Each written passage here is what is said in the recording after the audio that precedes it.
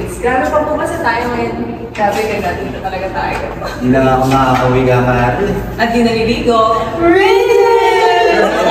Oo! Basa! Basa tayo. Uy guys! Ito na yung list na result pinapapost ni ma'am.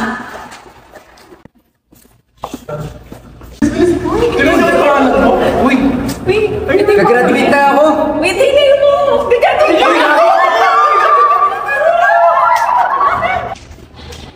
Uy guys, kita nyo ito. Ang ganda. Pwede pa tayo mag-hike dito. Oo, tara, gusto ko yan. Kaya tayo pupunta. Ba, ano pong hinihintay nyo ngayon na? Bago tayo mag-release sa CA. Ba, magandang plano yan. Tara na kaya. Tara. Grabe, no? Sobrang hirap ng exam. Hindi mo na-expect na kapasalamat ko. Sabi ko naman kasi sa'yo, kaya mo yan. Ikaw pa? Nice to.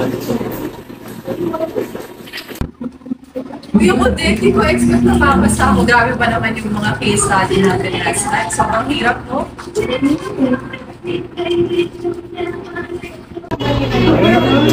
Alam niyo guys, dahil lang ano natin yan.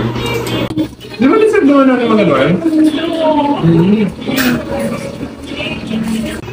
Hindi ka ba nabili?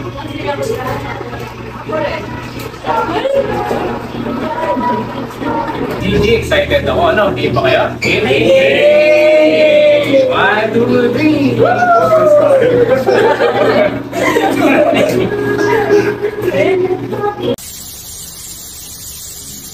Oh, Adi! Kasi na naniligo ako. Nakita mo ba yung sinabi sa Reels? Yung sa mga pinatubo? Ang ganda, no? Sakit. Tara kaya, Wati.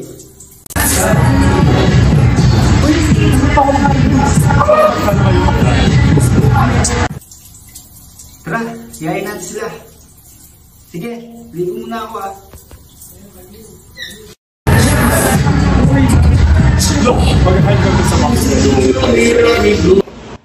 May message sila.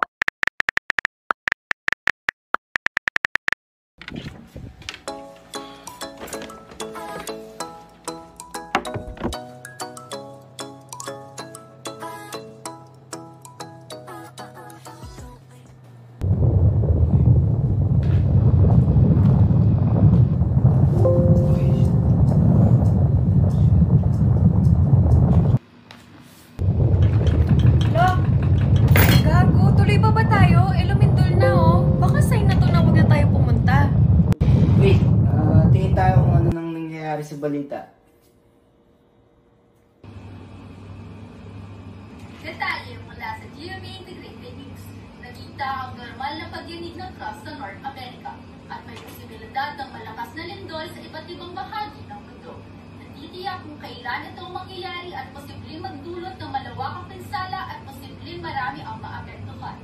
At yan ang balita ngayong linggo. Ako po si Chelsea Fontelies at dahil hindi natutulog ang balita, nakatuto kami 24 oras. Call ko nga si Patrick. Hello, Pat. May tanong ako. Sigurado ba kayo natutuloy tayo? Naku, wala yan. Naninigurado lang naman kasi ako, lalo na graduating tayo, baliw. Di ba may sabi-sabi kasi na pag graduating, huwag pumunta sa malalayo kasi delikado. Masyado kayong uuwi. Di nalilindol ulit yan. Lumindol na oh. Alam mo, kung ayaw mo sumama, sabihin mo na. Di yung dinadamay mo pa yung nakaset na. Sige, Gina lang.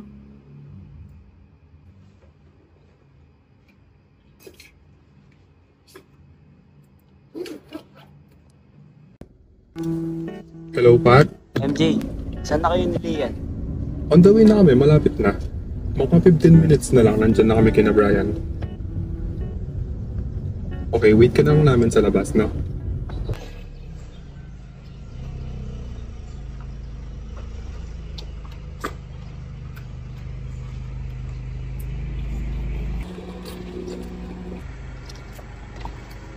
Uy, basta. Party lang kayo dito, no? Safe naman dyan.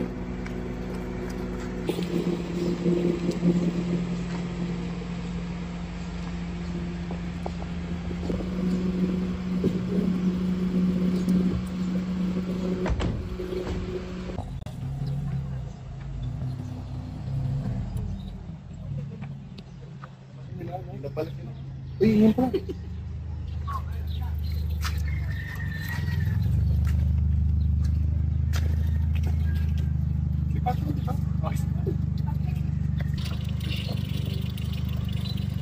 Uy! Galing nyo! Ikaw ba? Part na kayo mag-kit. Sana nag-quickie kayo, ano? Sorry, halata ba?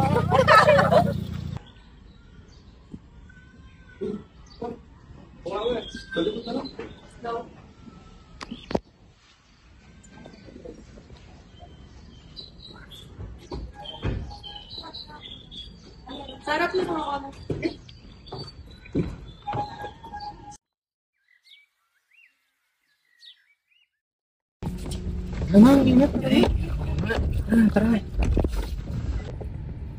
Ano ako mag-seatbelt? Sige. Tsaka mainit. Okay na siguro daw. Oo, tara na. Sinek mo ba yung sasakyan bago umalis? Check ko mga yung sasakyan.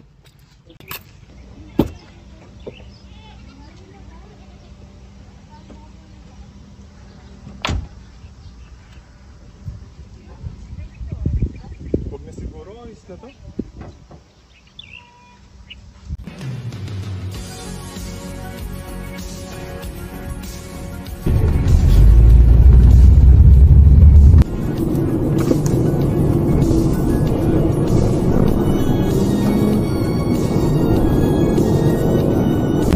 Excited na ako makakapag. Ako rin! Ano kayong makikita natin? Sana makakita tayo na magandang view, no? Bundok siguro. Siguro malamang. Pero na, excited na ako. Sana ibig gumana yung preno. Gago! Ayaw niya! Ayaw niya gumana, gago! Dilo ko yaman, dilo ko yaman. Uy, Ejeng! Uy!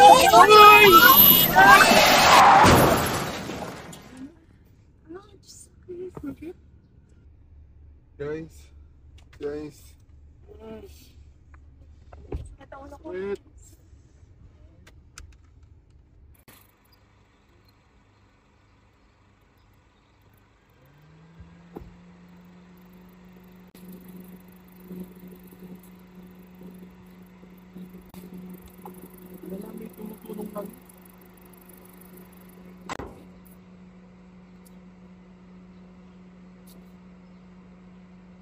What?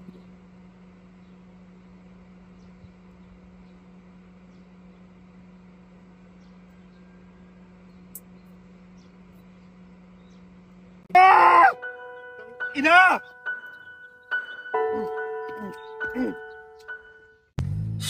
Babe, sila ba yon? Ina sila to. Oh my God! Yan na nga ba sinasabi ko eh. Puntahan mo doon, dali-dali. Baba. Oh my God. Uy, anong nangyari? Sila yung nagtapit yan, ha?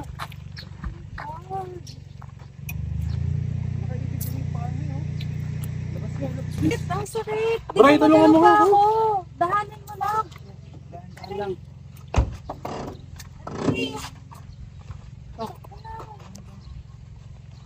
Kaya? Uy, natry ko. Aray, fuck! Alalayan niyo na maayos. Dahan-dahan lang. Ah! Hindi ko kayang ano yun yung isa. Buhatin na lang kaya kita.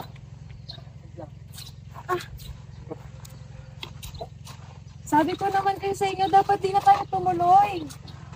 Tayo magagawa nangyari. Ba't ka nag-yosi? Tignan mo oh. Nasa ganitong sitwasyon na nga tayo. Nag-yosi ka pa? Alisin mo nga yan. Tapon mo nga.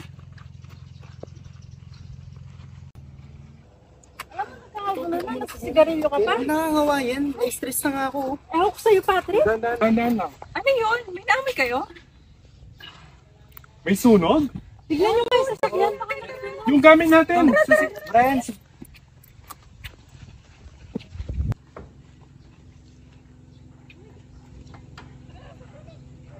Shit! Kunin yung mga gamit! Kunin yung mga gamit! Malapit na masunog to! Shit! May sakit! Nasasok na yan!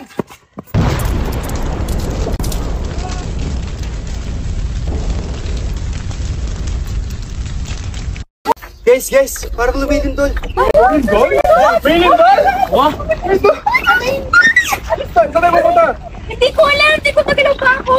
Punta na tayo. Hindi ko nga magalaw! Hindi ko alam! Hindi ko magalaw pa ako!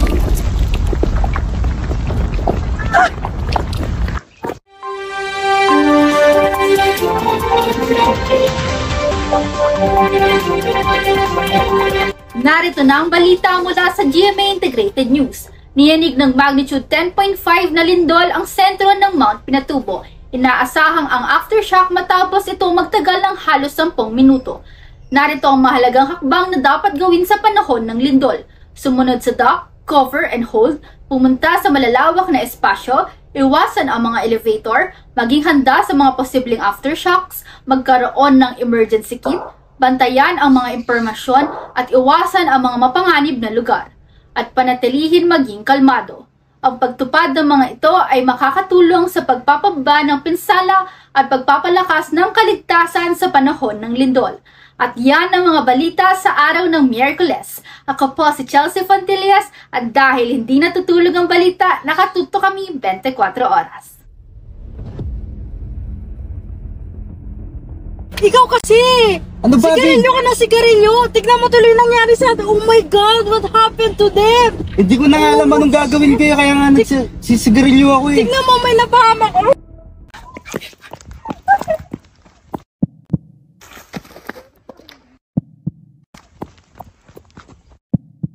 Riri. Ay, dana.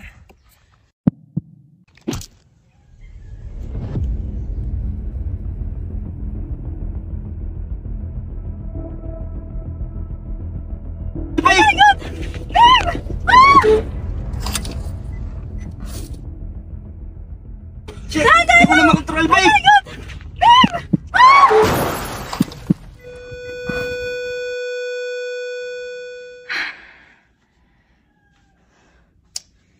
Basta na kaya sila?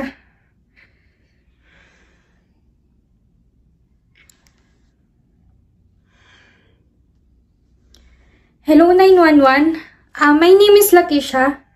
May mga kaibigan kasi ako na nag-hiking sa Mount Pinatubo. Baka kasi na-stranded sila dahil sa malakas na paglindol. Hello? Maaari ba naming malaman kung ilan sila at kailan nagpunta sa tinutukoy mong lugar? May 6 kasi akong classmate doon na pumunta para mag-hiking sa Mount Pinatubo. Palagi ko kasi na-stranded sila doon dahil sa lakas ng lindol. Lalo na pa mo nandun yung epicenter. Maraming salamat, Lakish. Papunta na ang aming team. Makakatanggap kayo ng tawag kapag nakarating na sila sa Mount Pinatubo kung saan gaganapin ang search and rescue.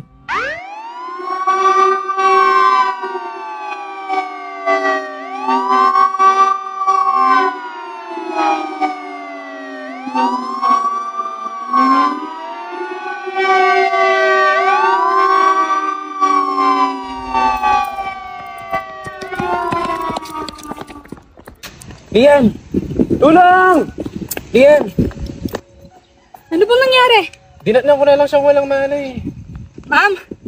Ma'am?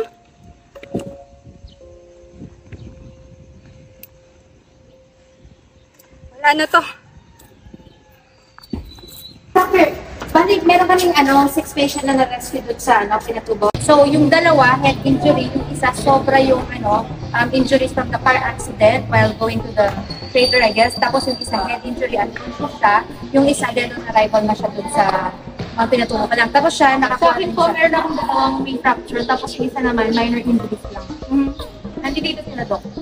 So, Nurse Emil, dito ka sa isang may head injury from vehicular accident. Nurse Lakeisha, dito ka din sa isang may head injury. Nurse Chelsea, doon ka sa mga may minor injuries. Okay?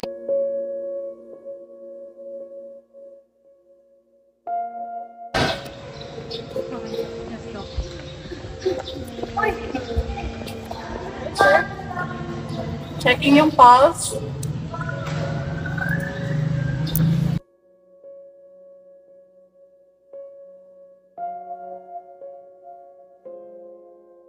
Kumusta na to?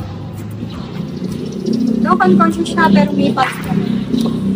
Sige, continue monitor. Papunta na yung ambulansya. Okay, Doc.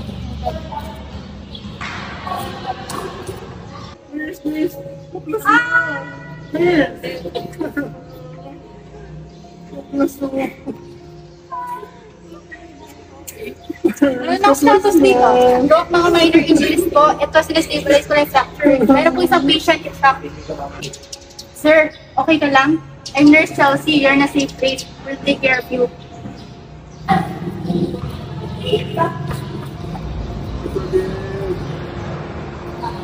Doc, walang pulse dito. Start ako ng CPR.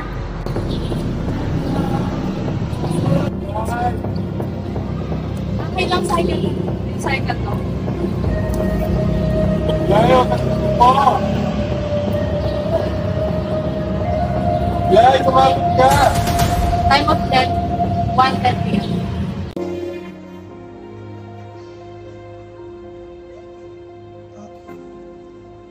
Babe?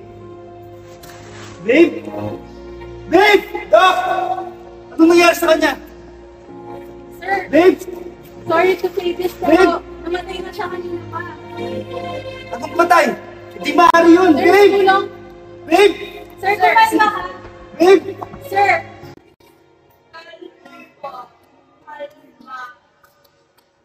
Ang bilis nga na nagbago ang lahat. Babe! Parang isang bagsak na eksena sa pelikula, biglang may mga kaganapan na di mo inakalang mangyayari sa totoong buhay. Iniisip ko minsan, bakit nga ba tayo yung nabuhay? Bakit di sila? Nakakalito, nakakapanghina ng loob. Pero alam mo, sa kabila ng lahat ng iyan, kailangan natin ituloy ang laban. Kailangan natin ipagpatuloy yung mga pangarap na kasama nila. Dapat hindi masayang yung mga pinaghirapan nila para sa atin. Kaya kahit anong mangyari, kailangan natin magpatuloy. Hindi lang para sa atin, hindi para rin sa kanila.